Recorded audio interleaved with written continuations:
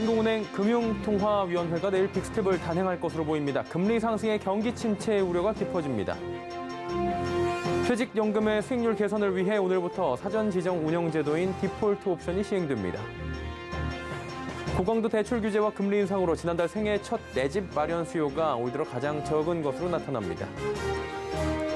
현대차 노사가 국내 첫 전기차 공장을 신설하는 데 합의했습니다. 1996년 아산 공장 이후 29년 만입니다. 센 경제 라이브 출발합니다.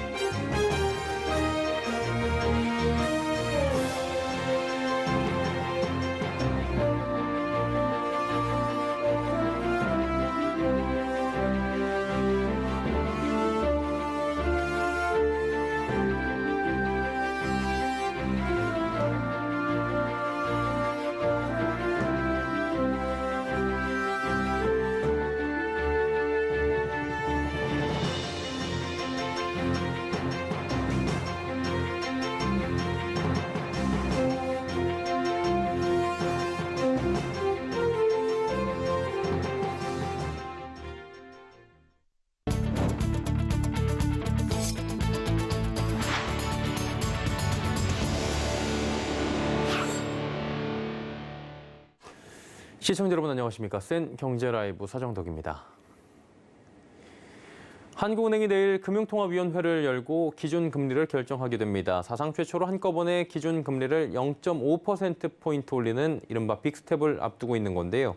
금리가 상승하면 대출 이자가 커질 수밖에 없어 고물가보다 경기 침체 우려가 커지는 모양새입니다. 윤다혜 기자입니다. 한국은행이 내일 빅스텝에 나설 것으로 예상됩니다. 지난달 물가가 국제 원자재, 곡물 가격 상승 등의 영향으로 6%대까지 치솟은 데다 기대 인플레이션율은 4%에 육박하고 있기 때문입니다. 여기에 이달 공공요금 인상으로 물가 상승률이 더 높아질 것이라는 우려가 커지며 처음으로 기준금리 연속 3차례 인상이라는 기록도 세우게 될 것으로 보입니다. 미국 연방준비제도의 급격한 금리 인상에 따른 한미 금리차 역전 가능성도 빅스텝을 부추기고 있습니다. 미 연준은 이달 26일에서 27일 FOMC 정례회의에서 한 번에 기준금리를 0.75%포인트 올리는 자이언트 스텝을 밟을 것으로 예상되기 때문입니다. 이같이 기준금리 인상 속도가 가팔라지면 은행에서 돈을 빌린 차주의 이자 부담은 커질 수밖에 없습니다. 이미 5대 시중은행의 신용대출 금리 상단이 7%를 돌파한 가운데 연말에는 8%대 관측도 나옵니다. 금리가 오르면 소비도 위축돼 실물 경기가 가라앉을 우려가 있습니다. 일각에서는 올해 한국 실질 GDP 성장률이 1.9%에 그치며 내년은 0.8% 역성장할 것으로 보는 시각도 있습니다. 박정우 노무라증권 이코노미스트는 한국은 올해 3분기부터 침체가 시작돼 내년 1분기까지 3개분기 연속 역성장을 이어갈 것으로 내다봤습니다. 물가 상승과 경기 침체 우려 속에 한국은행이 내일 내릴 결정에 관심이 쏠리고 있습니다. 서울경제TV 윤다입니다. 금융권의 가계대출 규모가 석 달 연속으로 증가했는데 대출금리 부담의 증가폭은 둔화되는 모습을 보였습니다. 금융당국이 오늘 발표한 6월 가계대출 동향에 따르면 지난달 말 기준 금융권 가계대출 규모는 7천억 원 증가했습니다. 지난 4월 1조 4천억 원, 5월 1조 7천억 원 증가에 이어 석 달 연속 늘어났지만 전달보다 증가폭은 줄어든 겁니다. 업권별로 보면 전세 관련 자금 수요 등으로 주담되는 집단대출과 전세대출 중심으로 1조 4천억 원 증가했습니다. 반면 대출금리 상승 등의 영향으로 신용대출 등이 포함된 기타 대출은 1조 원이 넘게 줄어들었습니다. 오늘부터 퇴직연금의 저조한 수익률을 개선하기 위한 사전 지정 운용제도인 디폴트 옵션이 도입됩니다. 디폴트 옵션은 확정 기여형인 DC형과 개인형인 IRP형 가입자가 퇴직연금을 운용하지 않고 일정 기간 방치할 경우 금융회사가 사전에 맺은 계약에 따라 대신 운용해주는 제도입니다. 지금까지 가입자들은 주로 예적금 상품에 퇴직연금을 가입한 이후 그대로 퇴직연금을 방치해왔는데 앞으로는 금융회사가 퇴직연금을 전문적으로 관리해주게 돼 더욱 높은 수익률을 기대할 수 있는 겁니다. 현재 증권사와 은행, 보험사 등 퇴직연금 사업자가 지시하는 디폴트 옵션 상품은 10월 중 심의위원회의 승인을 거친 뒤 공시될 전망입니다. 카카오의 주가가 연일 내리막길을 걷고 있죠. 금리 인상 시기 성장주의 타격은 불가피한 상황에서 모빌리티 매각을 둘러싼 내홍까지 불거지며 인고의 시간을 보내고 있는 겁니다. 향후 카카오의 전망, 김혜영 기자가 짚어드립니다. 카카오가 1.4% 하락한 7만 300원을 마감했습니다. 올해 첫 거래일 카카오의 주가는 11만 4,500원, 7개월 새 39%가 빠졌습니다. 그룹주의 상황도 마찬가지입니다. 올해 들어 카카오 그룹주의 시가총액은 50조 원이 넘게 증발하며 반토막이 났습니다. 문제는 향후 주가 반등 시그널이 요원하다는 겁니다. 증권가는 긴 터널을 지나고 있는 카카오의 출구를 가늠하긴 아직 어렵다는 진단을 내놓고 있습니다. 이에 증권사들은 앞다퉈 카카오의 목표 주가를 낮춰잡고 있습니다. 대내외 악재가 불거지며 주가가 맥을 못 추고 있는 겁니다. 최근 모빌리티 매각을 둘러싼 노사 갈등이 발목을 잡았습니다. 앞서 대주주인 카카오가 모빌리티 지분을 사모펀드에 팔기 위해 협상 중이라는 소식이 전해진 뒤 불거진 내홍이 걷잡을 수 없이 커지는 모양새입니다. 노조 측은 고양이에게 생선을 맡기는 꼴이라며 매각을 반대하고 있습니다. 증권가에서는 중장기적인 관점에서 모빌리티 매각에 따른 성장성 약화를 전망하고 있습니다. UAM과 자율주행차 등 미래 먹거리 사업을 담당했던 모빌리티의 지분가치 하락에 따른 부정적 여파는 불가피하다는 겁니다. 당장 2분기 실적도 우려됩니다. 증권가에선 카카오가 2분기 시장의 예상치에 미치지 못하는 영업이익을 내놓을 것으로 전망하고 있습니다. 인건비 증가에 더해 카카오의 주요 매출원인 광고와 커머스 시장의 성장 둔화가 실적 악화를 야기할 것이라는 분석입니다. 결국 바람잘 날 없는 카카오가 국민주의 명성을 되찾기까진 시간이 걸릴 것이란 평가입니다. 서울경제TV 김혜영입니다. 지금 현대차와 기아를 바라보는 증권가의 전망은 밝습니다. 2분기 호실적을 점치고 있는 건데요. 주가 흐름은 영 신통치 않습니다. 왜 그런 걸까요? 성나균 기자입니다. 증권업계는 현대차와 기아의 2분기 실적 전망을 긍정적으로 보고 있습니다. 증권업계는 환율 상승에 따른 이익 증가와 제품 판매 다양화, 인센티브 절감 등으로 인해 현대차와 기아의 2분기 실적이 시장 기대치를 크게 상회할 것이라고 전망했습니다. 최근 부진한 시장 상황 속 현대차와 기아의 목표 주가를 현재가 대비 약 45%, 71% 상향하는 등 눈높이도 높이고 있습니다. 하지만 주가 흐름은 더디기만 합니다. 12일 한국거래소에 따르면 이달 들어 7거래일 동안 현대차는 0.56% 떨어졌고 기아는 0.90% 오르는 등 큰 움직임을 보이지 않고 있습니다. 특히 작년 7월과 11월 최고가와 비교하면 각각 23.01%, 11.97% 하락한 수준입니다. 일각에서는 지난 1일 현대차 노조가 투표를 통해 쟁의 행위를 가결하는 등 고질적 문제로 꼽히는 대규모 파업 가능성이 주가의 발목을 잡고 있다는 해석이 나옵니다. 거기에 올 하반기 경기 침체가 지속될 것이란 전망에 수요 감소 우려가 악재로 작용한 것으로 보입니다. 사실 증시가 전반적으로 센티먼트가 개선이 되어야지 증시의 센티먼트 개선을 위해서는 또 사실 연준의 긴축이라든지 내지는 높은 물가 압력이 조금 잦아들어야지만 시장도 우호적으로 반응을 하고 물가 압력 자체가 조금 낮아져야지만이 시장 내에서도 이제 펀디멘탈로 설명할 수 있는 그런 업종들이 조금 잘 나갈 수 있을 것 같다라고. 경기 개선과 더불어 하반기에 반도체 수급 관련 불균형이 해소된다면 자동차 업종의 주가가 반등할 수 있다는 전망도 나옵니다. 하반기 실적은 나쁘지 않을 거라고 생각해요. 워낙 자동차 쪽에서 대기수요가 많은 상황에서 그 대기수요를 충족시키지 못하던 상황이었고 하반기에 반도체 공급이 조금씩 원활해지면서 공급이 그 수요를 채워줄 수 있을 것으로 생각을 합니다. 서울경제TV 성나균입니다. 생애 최초 부동산 매수자가 줄어들고 있다고 합니다. 이 정부는 생애 처음으로 집을 사는 경우에 한해 대출 규제를 일부 완화해 주는 등 내 집 마련을 지원하고 있는 상황인데요.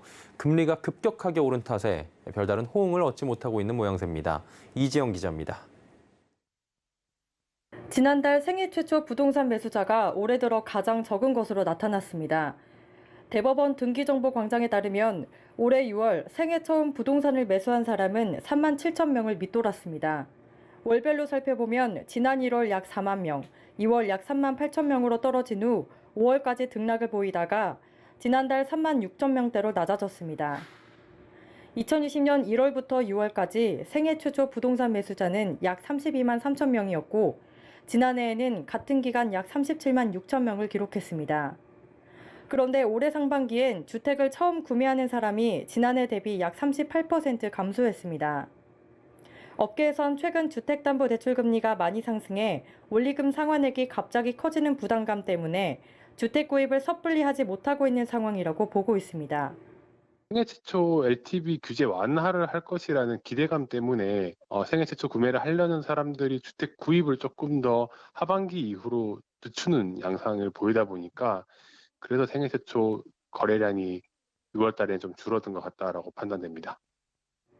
정부가 이달부터 생애 최초 주택 구매자에게는 주택 구매 시 주택 소재지나 가격, 소득과 관계없이 주택담보대출 비율을 80%까지 높여주는 방안을 내놨지만 금리가 올라 빚을 낼 엄두가 나질 않는 겁니다. 또 LTV가 상향되긴 했지만 DSR 규제는 여전합니다. 예를 들어 8억 원짜리 주택을 구매할 땐 6억 4천만 원까지 대출이 가능하지만 연소득이 1억 2천만 원 이상은 돼야 하고 모든 대출이 없을 때만 한도를 다 적용받을 수 있습니다. 또 최근 들어 집값 상승의 기대감이 줄어든 점도 생애 최초 주택 마련을 주저하게 하는 요인으로 꼽힙니다. 서울경제TV 이지영입니다.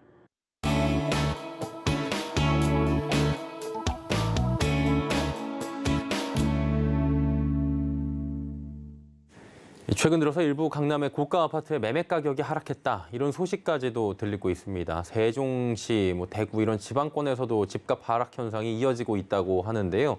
이대로 하락세가 이어질지 관심이 굉장히 또 커지고 있는 상황이죠. 부동산부의 설석용 기자와 함께 시장 상황 짚어보도록 하겠습니다. 나와 있습니까? 네, 안녕하십니까? 예, 서울 아파트가 떨어지고 있다는 얘기 나오고 있는데 철옹성 같던 강남구 서초구의 집값도 지금 하락하고 있다. 이런 얘기도 나오고 있어요. 현재 부동산 시장 상황은 구체적으로 어떤 겁니까? 네, 지난주 한국감정원이 발표한 7월 첫째 주 서울 아파트 값은 0.03% 내려 3주 연속 같은 하락세를 보이고 있습니다. 지난 5월 30일 이후 6주 연속 서울 아파트 값이 떨어지고 있는 건데요. 서초구와 용산구, 동작구 등을 제외한 서울 전 지역이 하락했습니다. 특히 4주째 보합을 기록했던 강남구 아파트는 0.01%를 기록하며 하락 전환했습니다. 강남구의 아파트값의 하락은 지난 3월 7일 이후 4개월 만인 것으로 나타났습니다. 다른 지역들에 비해 가장 늦게 집값이 내려가는 강남 집값이 주춤하면서 하락 국면으로 접어들었다는 일부 의견도 나오고 있습니다. 실제 강남 고가 아파트에서 하락 거래가 나타났는데요. 국토교통부 실거래가 공개 시스템에 따르면 강남구 청담동 청담사이 전용 89제곱미터는 지난달 35억 5천만 원에 거래됐습니다. 지난해 12월 36억 2,500만 원에 거래된 것과 비교해 7천만 원 정도 떨어진 겁니다. 또 잠실 대표 단지인 송파구 잠실동 리센츠 전용 84제곱미터는 지난 5월 22억 5천만 원에 거래됐는데요. 한 달 새 무려 4억 원이나 하락해 시장의 주목을 받기도 했습니다. 예, 그리고 똘똘한 한 채로 주목받고 있는 압구정 현대아파트 굉장히 강하다 가격 방어가 이런 얘기가 있는데 하락 거래된 것으로 지금 알려집니다. 그러다 보니까 강남의 고가 아파트들도 무너지고 있다 이런 표현이 나오고 있는데 본격적으로 어때요? 지금 하락세가 시작됐다고 진단해도 되는 상황으로 봅니까? 먼저 압구정 현대아파트의 경우 노후 아파트지만 재건축 가능성이 높아 그야말로 천정부지로 집값이 솟았던 단지입니다. 고강도 대출 규제와 금리 인상 압박이 강했던 지난해 하반기에도 압구정 현대는 신고가 행진을 이어가 많은 관심을 받기도 했는데요. 하지만 최근 3주 만에 3억 원이 떨어진 가격으로 거래돼서 또 한 번 주목을 받고 있습니다. 국토교통부 실거래가 공개 시스템에 따르면 압구정 현대아파트 7차 전용 157.36제곱미터는 지난달 9일 55억 원에 거래됐습니다. 지난 5월 19일 6차 단지에서 같은 면적이 역대 최고가인 58억 원으로 팔린 거에 비하면 3억 원이나 하락한 겁니다. 압구정과 청담동, 잠실의 가장 주목도가 높은 고가 아파트들이 속속 하락하는 모습이 나타나고 있긴 하지만 하락 국면이 본격화됐다고 보기에는 무리가 있다는 게 업계 의견입니다. 윤지혜 부동산 R114 수석 연구원입니다. 거래 부분들이 다수 확보가 돼야 돼요. 하락한 거래들. 그러면서 시세가 명확하게 약세로 가고 있는 건지를 확인해야 되는데 그 시장은 대출이 필요 없는 시장이라서 고가 시장은 사실은 전체 시장을 대표하는 형태로 판단하기가 네, 게다가 중간중간 고점 거래도 나오고 있어 오히려 시장이 좀 혼란스러운 상태라는 진단도 나옵니다. 예, 그리고 뭐 세종시도 지금 아파트 값이 계속 하락하고 있다라는 얘기가 들리거든요. 그러다 보니까 부동산 시장 전반적으로 하락 전환에 지금 시작된 거 아니냐 이런 분석도 있습니다. 어떻게 봅니까? 지방에서는 대표적으로 세종시 아파트 값이 하락하고 있다는 지표가 많이 나오고 있는데요. 대전이나 세종 등 최근 2년 동안 급등했던 지역들은 사실상 하락이라고 보기보다는 일부 조정 중이라고 봐야 할 것 같습니다. 어느 시점 매매가를 기준으로 하락한 거냐를 따지는 게 중요할 텐데 시장에 나오는 지표들 대부분은 직전 거래를 기준으로 하거나 신고가를 기준으로 하락했다는 분석을 내놓고 있습니다. 사실 아파트 값이 한창 올라갈 때에는 매일 신고가를 갈아치웠다고 해도 과언이 아닐 정도로 빠른 속도로 급등했기 때문에 현재는 가격 조정 중이라고 봐야 한다는 게 업계의 의견이 많습니다. 결과적으로 부동산 전체 시장이 하락 국면으로 들어섰다고 보기보다는 전체 조정 중이다라고 조금 보수적으로 접근하는 게 맞을 것 같습니다. 또 하반기 금리 인상이 확실시되고 있기 때문에 올 여름 아파트 거래량 추이를 살펴봐야 한다는데요. 올 상반기 일기 신도시와 서초와 강남 등 대표 고가 아파트 밀집 지역에서 상승세가 나타났기 때문에 하반기 역시 상승 요인이 유효하다는 전망도 나오고 있습니다. 예, 서울 강남 지역 대표 고가 아파트 일부에서 하락 거래된 사례들까지 등장을 하면서 시장 하락세를 기대하는 목소리, 또 우려하는 목소리가 함께 나오고 있는 건데요. 다음 달 250만 호 공급 계획 발표도 있습니다. 하반기 부동산 시장 주목해 봐야 할 것 같습니다. 부동산부의 설석영 기자였습니다. 고맙습니다. 감사합니다.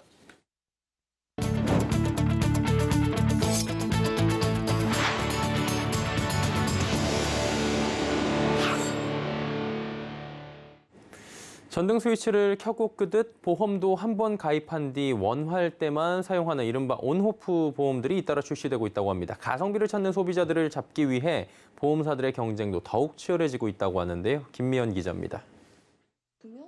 온오프 보험은 마치 스위치를 켜고 끄듯 한 번 보험에 들면 가입 기간에 필요할 때마다 보험을 켜고 끌 수 있는 방식입니다.